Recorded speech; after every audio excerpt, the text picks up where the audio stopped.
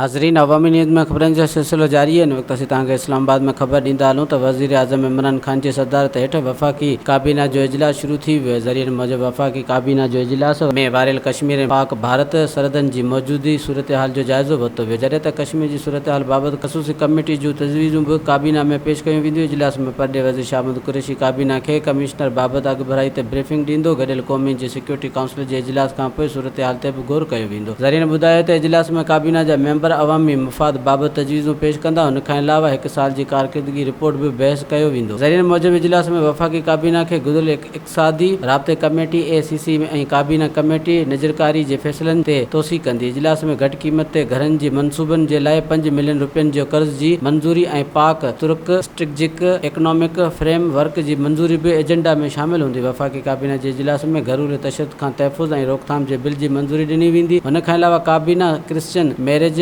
डोरेस bill 2019 जी बि मंज़ूरी ॾींदी। इजलास में एटमी डेपिंग एप्लीकेट ट्रिब्यूनल जी चेयरमैन ऐं ॿिनि मेंबरनि जी मुक़ररी जी बि मंज़ूरी ॾिनी वेंदी। वधीक ख़बरनि ऐं तफ़सील लाइ विज़िट कयो अवामी news Facebook page, YouTube page ऐं अवामी न्यूज़ वेबसाइट।